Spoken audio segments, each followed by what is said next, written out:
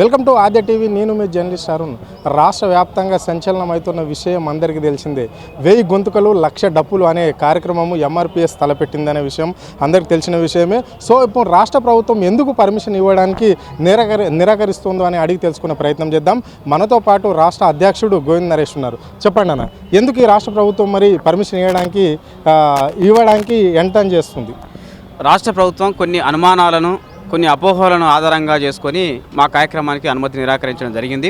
ఇది పూర్తిగా అప్రజాస్వామికమైన చర్య, పూర్తిగా మూర్ఖత్వ చర్యగా మేము దీన్ని చూస్తున్నాం.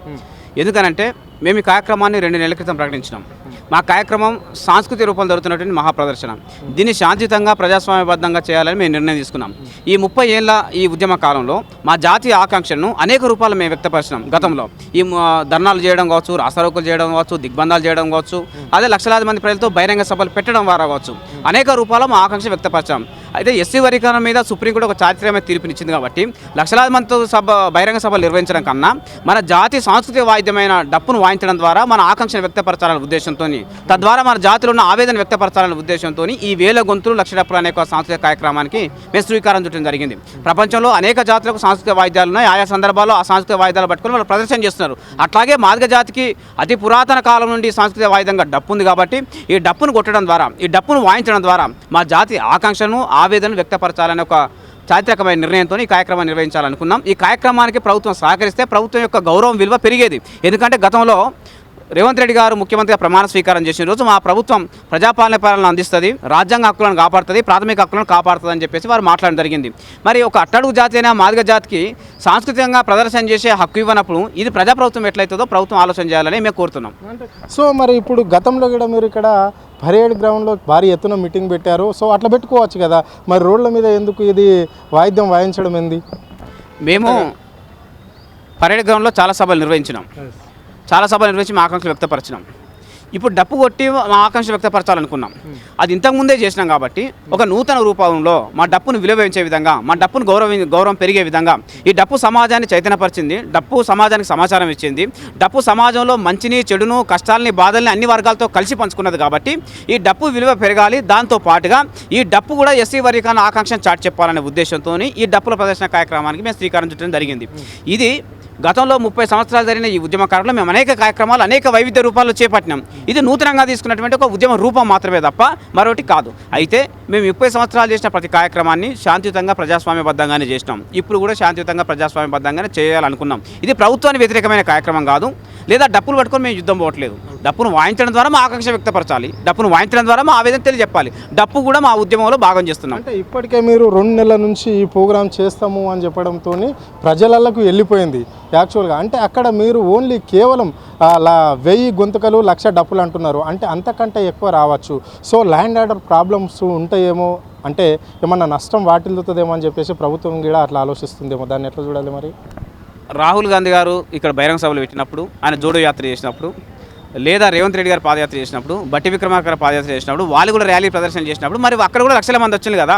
అప్పుడు తలెత్తిన శాంతి భద్రతల సమస్య మాదిగోలు పెట్టుకుంటేనే ఎందుకు తలెత్తుంది? ప్రభుత్వం ఆలోచన చేయాలని చెప్పేసి విజ్ఞప్తి చేస్తున్నాను. నిజం చెప్పాలంటే ఇవాళ కాంగ్రెస్ ప్రభుత్వానికి మాదిగలు ఒక సాంస్కృతిక పరిచయం చేసుకోవడం వాళ్ళకి ఇష్టం లేదు.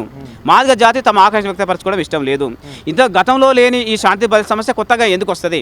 మేము 30 ఏళ్ళుగా లక్షల మందితో సభలు పెట్టినప్పుడు, నోట్లు రద్దయిన సందర్భంలో కూడా, మన ప్రధానమంత్రి గారు వచ్చినప్పుడు కూడా అత్యంత క్రమశిక్షణగా, అత్యంత శాంతియుతంగా, అత్యంత ప్రజాస్వామ్యబద్ధంగా మేము సభలు నిర్వహించుకునే చరిత్ర ఉన్నది. నిజం చెప్పాలంటే భారతదేశంలో శాంతియుతంగా, ప్రజాస్వామ్యబద్ధంగా, సుదీర్ఘంగా నడుస్తున్న ఒకే ఒక ఉద్యమం ఎంఆర్పీఎస్ ఉద్యమం. ఇది శాంతియుతంగా, ప్రజాస్వామ్యబద్ధంగా అంబేద్కర్ గాంధీ మార్గంలో నడుస్తుంది కాబట్టి 30 ఏళ్ళు రాగలిగింది, 30 ఏళ్ళు నిలబడగలిగింది. దీని నేపథ్యాన్ని ప్రభుత్వం ఎందుకు అర్థం చేసుకోదు? మా జాతీయ ఆకాంక్ష ఎందుకు ప్రభుత్వం అర్థం చేసుకోలేదు? గతంలో మేము నిర్వహించిన సభలు, మేము నిర్వహించిన క్రమశిక్షణ తీరును ప్రభుత్వం ఎందుకు అర్థం కాదు? ఇక్కడ వాళ్ళు చెప్పే ఆరోపణలు, చెప్పే అనుమానాలు కేవలం అభూత కల్పనలు తప్ప అవి నిజాలు కావనే విషయం స్పష్టంగా తెలియజేస్తున్నాం. ఆగస్టు 1 తారీఖు నాడు మాత్రం సుప్రీంకోర్టు తీర్పు ఇచ్చింది. దానికి సీఎం కూడా మద్దతు చేసిండు, డప్పు కొట్టిండు, మేమే ఉన్నాము అని చెప్పాడు కూడా. అంటే మరి ఈ రోజు మళ్ళీ సీఎం దాన్ని వ్యతిరేకిస్తున్నాడు అని చెప్తున్నారు. నిన్న ఆయన ఏం చెప్పిండు? వరీకరణ కూడా చేసి తీరుతాము, బీసీ కులగాన తర్వాత వరీకరణ కూడా చేసి తీరుతాం అంటున్నాడు. మరి పర్మిషన్ ఇవ్వకపోతే ఎట్లా? ఇప్పుడు రేవంత్ రెడ్డి గారు చాలా సందర్భాల్లో ఇచ్చిన మాట కట్టుబడలేదు.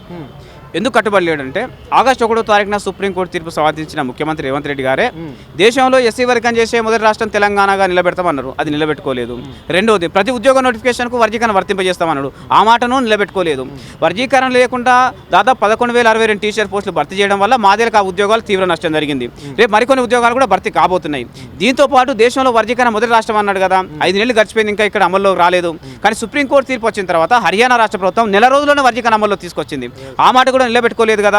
ఇవాళ వర్గీకరణ మీద జ్యుడిషియల్ కమిషన్ నివేదికను మేము తీసుకోబోతున్నాం, దాని మీద కేబినెట్ చర్చించి దాని మీద అసెంబ్లీ పెట్టబోతున్నామని చెప్తున్నారు.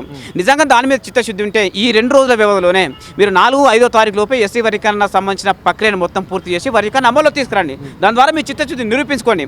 కానీ గత చరిత్ర ఏం చెప్తున్నది, మీరు మాట ఇచ్చిన కానీ మాట మీద నిలబడలేదు.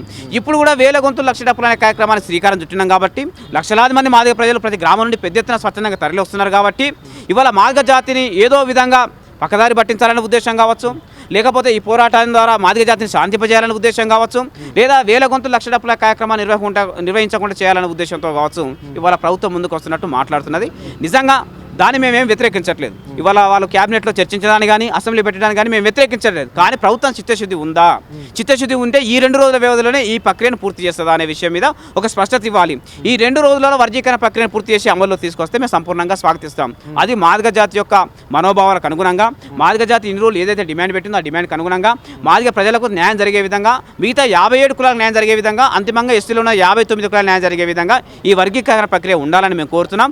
అది ఈ 2 రోజుల వ్యవధిలో పూర్తి చేయాలని మేము రేవంత్ రెడ్డి గారి ప్రభుత్వాన్ని సూచిస్తున్నాం. అంటే ఇప్పుడు ఈ 1000 గొంతుకలు లక్ష డప్పులకు కేవలం ఓన్లీ మాదిగ సామాజిక వర్గానికి చెందిన వాళ్ళే ఇక్కడ వస్తున్నారా, లేకుంటే ఈ రాష్ట్రంలో మద్దతు తెలిపిన వాళ్ళందరూ వస్తారా? తప్పకుండా మాదిగలే కాకుండా ఈ ఉద్యమానికి మద్దతు ఉన్న అన్ని కులాలకు సంబంధించిన వాళ్ళందరూ కూడా ఈ పోరాటంలో భాగస్వాములు అవుతారు. ఇవాళ సుప్రీంకోర్టు తీర్పు వచ్చిన తర్వాత సమాజం మొత్తం అనుకున్నది వర్గీకరణ త్వరగా ప్రక్రియ పూర్తవుతుంది అనుకున్నారు. ముఖ్యంగా రేవంత్ రెడ్డి గారు ప్రకటన చేసిన తర్వాత తెలంగాణ సమాజం మొత్తం హర్షం వ్యక్తం చేసింది. అన్ని కులాల వారు హర్షం వ్యక్తం చేసేళ్ళు. రేవంత్ రెడ్డి గారు అసెంబ్లీలో ఒక మంచి నిర్ణయం తీసుకున్నారు. ఇవాళ మాదిగ జాతికి న్యాయం జరుగుతుంది, ఇన్నేళ్ల పోరాటానికి ఒక సరైన పరిష్కారం దొరుకుతుందని చెప్పి సమాజం మొత్తం భావించింది. కానీ 5 నెలలు గడిచిన తర్వాత కూడా వర్గీకరణ అమల్లోకి రాకపోవడం, మరొక వైపు కాంగ్రెస్ పార్టీలో మాలందరూ స్వార్థపరుల రూపంలోకి వచ్చి వర్గీకరణ అడ్డుకోవాలని ప్రభుత్వం మీద ఒత్తిడి పెట్టడం, వాళ్ళకుండే పలుకుబడిని ఉపయోగించుకుని ప్రభుత్వం ముందుకెళ్లకుండా వాళ్ళు అడ్డుకోవడం, ఇలాంటి చర్యలు జరుగుతున్న సందర్భంలో మళ్ళీ వర్గీకరణ ప్రక్రియ ఆగిపోతుందనే ఉద్దేశంతో, వర్గీకరణకు అడ్డంకులు జరుగుతాయనే ఉద్దేశంతో ఎంఆర్పీఎస్ అధినేత గౌరవనీయులు మందకృష్ణ మాదిగ గారు భావించి 1000 గొంతులు లక్ష డబ్బుల కార్యక్రమానికి శ్రీకారం చుట్టడం జరిగింది. ఒకవైపు అడ్డంకులను అధిగమించాలి, అడ్డంకులను తొలగించుకోవాలి, అడ్డంకులను ఛేదించాలి, మరోవైపు ప్రభుత్వం మీద ఒత్తిడి పెంచి ఈ వర్గీకరణ ప్రక్రియ పూర్తి చేసుకోవాలనే ఉద్దేశంతో ఈ 1000 గొంతులు లక్ష డబ్బుల కార్యక్రమం శ్రీకారం చుట్టడం జరిగింది. ఈ కార్యక్రమాన్ని పిలుపునిచ్చిన తర్వాత మాదిగలు సుప్రీంకోర్టు తీర్పు ద్వారా న్యాయం జరుగుతుంది అనుకున్నాం. అయినప్పుడు కూడా మళ్ళీ మాదిగలు రోడ్డెక్కే పరిస్థితి వచ్చింది. కాబట్టి ఈ ధర్మమైన పోరాటంలో మాదిగల వెంట నిలబడాలని చెప్పేసి మాదిగలతో అనుబంధం ఉన్న ప్రతి సామాజిక వర్గం ఈ ఉద్యమాన్ని మద్దతు ప్రకటించింది. బీసీలు ప్రకటించిండ్రు, ఎంబీసీలు ప్రకటించిండ్రు, ఆదివాసీలు ప్రకటించిండ్రు, గిరిజనులు ప్రకటించిండ్రు, ముస్లింలు ప్రకటించిండ్రు, అగ్రకులాల్లో రెడ్డిలు ప్రకటించిండ్రు, బ్రాహ్మణులు ప్రకటించిండ్రు, వైశ్యాలు ప్రకటించిండ్రు. అన్ని సామాజిక వర్గాలు ఈ ఉద్యమాన్ని మద్దతు తెలపడం జరిగింది. ఉపకులాలు 57 ఉపకులాలు కూడా కార్యక్రమాన్ని మద్దతు ప్రకటించడం జరిగింది. వాళ్ళందరూ మాలల్లో ఉండబడిన కొంతమంది స్వార్థపరులు మినహా మిగతా సమాజం మొత్తం ఈ వర్గీకరణ డిమాండ్కు తమ మద్దతును, ఈ 1000 గొంతులు లక్ష డబ్బుల కార్యక్రమాన్ని వాళ్ళ మద్దతును ప్రకటించడం జరిగింది. ప్రకటించడమే కాదు, ఈ కార్యక్రమంలో వాళ్ళ జాతికి ఏవైతే సాంస్కృతిక వాయిదాలు ఉన్నాయో ఆ వాయిదాలన్నీ పట్టుకుని కూడా మేము ఈ కార్యక్రమంలో భాగస్వాములు అవుతామని వాళ్ళు స్పష్టంగా తెలియజేయడం జరిగింది. మాదిగలకు మద్దతుగా వేలాది మంది సమాజం అన్ని కులాలకు సంబంధించినటువంటి ప్రజలు ఈ పోరాటంలో స్వచ్ఛందంగా, సంఘీభావంగా, మద్దతుగా వాళ్ళు కూడా ప్రత్యక్షంగా ఈ ఉద్యమంలో పాల్గొనబోతున్నారు. అంటే ఏ ఫోన్లో చూసినా ఎక్కడ ఆన్ చేసినా మొత్తం మాదిగ సామాజిక వర్గానికి చెందిన పాటలు వేస్తున్నాయి. అంటే మాదిగలు అంత గొప్ప కళాకారులు ఉన్నారా? అన్ని పాటలు రాశారా? అన్ని రాస్తే టోటల్గా ఈ ప్రోగ్రామ్ను ఉద్దేశించి నిజం చెప్పాలంటే కళాకారులకు పుట్టినలు మాదిగ జాతి. అద్భుతమైన కళాకారులు మాదిగ జాతిలో పుట్టారు. కానీ కొంత సామాజిక వ్యవస్థ వల్ల, కొంత ఆర్థిక ఒడిదుడుకుల వల్ల, కొన్ని సమస్యల వల్ల వాళ్ళు అనుకున్న స్థాయిలో వెలుగులోకి రాలేకపోయాను. ఇవాళ మాదిగ దండోర ఉద్యమం మందకృష్ణ నాయకత్వంలో ఒక విశాలమైన వేదికను వాళ్ళకి ఇవ్వడం జరిగింది. ఈ వేదిక మీద వాళ్ళ కళలకు, వాళ్ళ గళాలకి పదును పెట్టిండు, వాళ్ళ రచనకు పదును పెట్టిండు, వాళ్ళ కవిత్వానికి పదును పెట్టిండు. తద్వారా 2 నెలలుగా తెలంగాణ రాష్ట్రాన్ని మొత్తంగా తెలుగు నేలను మాదిగల పాటలు, మాదిగల ఆటలు, మాదిగల కళలు, మాదిగల ప్రదర్శనలతో ఇవాళ తెలుగు నేల మొత్తం ఉప్పొంగిపోతున్నది. ఒక సాంస్కృతిక వైభవం ఇవాళ జరగబోతున్నది. మాదిగలతో పాటు, మాదిగ కళాకారులతో పాటు మాదిగ ఉద్యమానికి సంఘీభావం ఉన్నటువంటి అనేక సామాజిక వర్గాల కళాకారులు కూడా మాకు తోడై, ఈ ఉద్యమానికి తోడై వాళ్ళ సహాయ సహకారాలు కూడా అందించడం జరిగింది. చాలామంది ఇతర సామాజిక వర్గాలకు సంబంధించిన వాళ్ళు మాదిగ ఉద్యమం మీద పాటలు రాశారు, మాదిగ ఉద్యమం మీద కవిత్వం రాశారు, మాదిగ ఉద్యమం మీద పాటలు పాడారు, పాటలు రికార్డ్ చేశారు. ఉదాహరణకు నర్సిరెడ్డి గారు కావచ్చు, లేదా ఉదాహరణకు మన రీలారేల గంగ గారు కావచ్చు, లేదా దరువు అంజన కావచ్చు. ఇట్లా చెప్పుకుంటూ పోతే తెలంగాణ రాష్ట్రంలో ఉన్నటువంటి కళాకారులందరూ విమలకతో సహా ప్రతి ఒక్కరు ఈ ఉద్యమాన్ని సంజీవంగా వాళ్ళు వాళ్ళ పాటలు, వాళ్ళ మాటలు, వాళ్ళ ఆటలు అన్ని ఉద్యమాన్ని సంజీవంగా తెలియజేయడం జరిగింది. గత 2 నెలలుగా తెలుగు నేలను మాదిగ పాటలు ఒక ఉర్రుతొలగిస్తున్నాయి, మాదిగ కళలు, మాదిగ ఆటలు ఉర్రుతొలగిస్తున్నాయి. ఇవాళ నిజంగా కళ పుట్టిందే మాదిగిళ్ళల్లో, సంగీతం పుట్టింది మాదిగిళ్ళల్లో, పాటలు పుట్టింది మాదిగిళ్ళల్లో. మాదిగ డప్పు దాని పునాది వేసింది. మాదిగ డప్పు మీదనే స్వరాలు పుట్టినాయి, మాదిగ డప్పు మీదనే సంగీతం పుట్టింది, మాదిగ డప్పు మీద సంగీత పరికరాలు పుట్టినాయి, మాదిగ డప్పుల మీదనే వేలాది పాటలు, కోట్లాది మంది పాటలు రావడం జరిగింది. సంగీతానికి, అలాగే స్వరాలకు, అలాగే ఆటలకు, అలాగే పాటలకు పునాది వేసింది మాదిగ డప్పు. ఆ డప్పు మీద ప్రదర్శన చేయాలనే ఇవాళ 1000 గొంతులు లక్ష డప్పుల కార్యక్రమానికి మేము శ్రీకారం చుట్టడం జరిగింది. చివరిగా అంటే ఇప్పుడు 1000 గొంతుకలు లక్ష డప్పుల కార్యక్రమానికి ఆ ప్రోగ్రాంకి ప్రభుత్వం పర్మిషన్ ఇవ్వకపోతే ముందు కార్యాచరణ ఎట్లుండబోతుంది ఎంఆర్పిఎస్ది? మేము ఈరోజు సాయంత్రం మళ్ళీ ప్రభుత్వ అధికారులను తప్పకుండా కలవడం జరుగుతున్నది. వాళ్ళు ఏవైతే ఒక 6 అనుమానాలను వ్యక్తపరుస్తూ, 6 అపోహలను వ్యక్తపరుస్తూ మాకు అనుమతి నిరాకరించిందో ఆ అనుమానాలను నివృత్తి చేస్తూ, ఆ అనుమానాలు సరైన కారణాలు కావాలని తెలియజెప్తూ మరొకసారి మాకు పర్మిషన్ ఇవ్వాలని చెప్పేసి వాళ్ళని కోరడం జరుగుతున్నది. ఒక రోజు వ్యవధిలో వాళ్ళు పర్మిషన్ ఇస్తారా, మళ్ళీ పర్మిషన్ నిరాకరిస్తారా, లేదా ప్రత్యామ్నాయ మార్గాలు ఏమైనా చేసుకోమని చెప్తారా అనే విషయం వేచి చూస్తాం. రేపు సాయంత్రంలోగా ఆ విషయం తెలుసుకున్న తర్వాత ఎల్లుండి ఉదయం మరొకసారి ఎంఆర్పిఎస్ ముఖ్య నాయకులం, అలాగే కళాకారులకు సంబంధించిన ముఖ్య నాయకులం, ఇతర సామాజిక సంబంధించిన ముఖ్య నాయకులం అందరం గౌరవనీయులు మందకృష్ణ గారి నాయకత్వంలో సమావేశమైన తర్వాత ఈ అంశం మీద 1000 గొంతులు లక్ష డప్పుల కార్యక్రమాన్ని ఏ విధంగా నిర్వర్తించాలి, ఏ విధంగా ఈ అంశం మీద ముందుకు పోవాలనే విషయం మీద చర్చిస్తాం. చర్చించిన తర్వాత దాని తుది నిర్ణయం గౌరవనీయులు మందకృష్ణ గారు ప్రకటిస్తారు. అంటే ఈ 6 ఏ అంశాలు అవి? ప్రధానంగా ఈ 6 అంశాల్లో ఒకటి, మేము సంఖ్యాపరంగా ఎంతమంది వస్తామని తెలియజెప్పలేదని వాళ్ళు అంటున్నారు. అసలు మా టైటిల్లోనే ఎంతమంది వస్తారనే విషయం స్పష్టంగా ఉన్నది. లక్షల డప్పులు అని చెప్పినాం అంటే లక్షల డప్పులు రాబోతున్నాయంటే లక్షల మంది ప్రజలు రాబోతున్న విషయం స్పష్టంగా అర్థమవుతుంది. ఇది కేవలం వాళ్ళ సాగ్గా చూపే కారణం తప్ప దాంట్లో ఏమాత్రం నిజాయితీ లేదు. రెండవది, ఈ కార్యక్రమం నిర్వహించే క్రమంలో లక్షలాది మంది ప్రజలు తరలి వస్తారు కాబట్టి నిర్వాహకుల చేతిలో ఈ కార్యక్రమం ఉండదు. దీంట్లో అనేక మంది అసాంఘిక శక్తులు చొరబడే ప్రమాదం ఉంది, శాంతి భద్రతలు తలెత్తే ప్రమాదం ఉంది, హింస చోటు చేసుకునే ప్రమాదం ఉంది, ప్రభుత్వ ప్రైవేట్ ఆస్తులు ధ్వంసం చేసే ప్రమాదం ఉందని చెప్పేసి వాళ్ళకు అపోహలు వ్యక్తం చేయడం జరిగింది.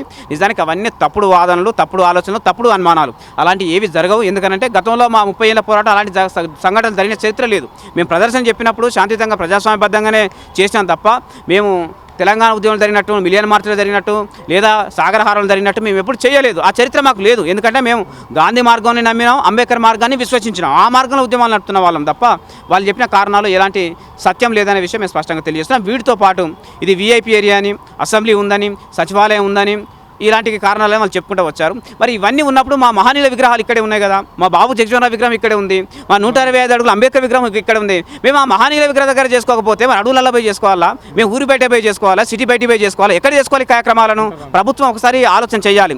ఇవాళ సమాజంలో మాదిగ జాతి ఎట్లయితే అంటరానిదారుగా ఊరికి దూరంగా పెట్టిందో ఇప్పుడు మా కార్యక్రమాలను కూడా ఊరికి దూరంగా పెట్టుకోవాలని ప్రభుత్వం సూచించడం అనేది ప్రభుత్వం పాటిస్తున్న సామాజిక అంటరాంతానికి ఇది నిదర్శనంగానే భావించడం జరుగుతున్నది. మా మహనీయుల విగ్రహాలు ఇక్కడే ఉన్నాయి, మా మహనీయుల ఆలోచనలు ఇక్కడే ఉన్నాయి, ప్రభుత్వం ఇక్కడే ఉంది, మా ఆకాంక్షలు కూడా మేము ఇక్కడే వ్యక్తపరచుకోవాలి. కాబట్టి ఈ విషయాన్ని ప్రభుత్వం గుర్తించి ఈ నేపథ్యాన్ని అంత అర్థం చేసుకొని రాజ్యాంగ స్ఫూర్తితోని, ప్రజాస్వామిక స్ఫూర్తితోని నిజంగా ప్రజాపరిపాలన అందిస్తున్నారనే ఉద్దేశం మీకు ఉంటే దీనికి అనుమతి ఇవ్వాలని మరొకసారి రేవంత్ రెడ్డి ప్రభుత్వానికి మేము సవినయంగా విజ్ఞప్తి చేస్తున్నాం. ఇది పరిస్థితి. అంటే ఇక్కడ ప్రభుత్వం ఇచ్చినట్లనే ఇచ్చి పర్మిషన్ మళ్ళీ ఇప్పుడు ఇయ్యమని చెప్తున్నది. అంటే రేవంత్ రెడ్డి కావాలనే మాదిగల మీద కక్షపూరితంగా చూపిస్తున్నాడు అని చెప్పేసి ఆయన చెప్పడం అనేది జరిగింది. అంటే ఇక్కడ ఈ ప్రోగ్రాంకి సంబంధించి 1000 గొంతుకలు లక్ష డప్పుల కార్యక్రమానికి సంబంధించి మాదిగ కళాకారులు అనేక పాటలు రాయడం అనేది జరిగింది. సో ఇప్పుడు ఎవరు ఫోన్లలో చూసినా కానీ అవే పాటలు వస్తున్నాయని చెప్పేసి ఆయన స్పష్టంగా చెప్పడం అనేది జరిగింది. అంటే మమ్మల్ని ఊర్లలో ఎట్లయితే ఎలవేస్తారో ఇక్కడ కూడా హైదరాబాద్ సిటీలో కూడా మా మహనీయులు ఉన్న విగ్రహాల దగ్గర కూడా మమ్మల్ని పోరాటం చేయనీయలేకపోతుంది ప్రభుత్వం అని చెప్పేసి స్పష్టంగా చెప్పడం అనేది జరిగింది. కెమెరా పర్సన్ శ్రవంత్, అరుణ్, ఆద్య టీవీ, హైదరాబాద్.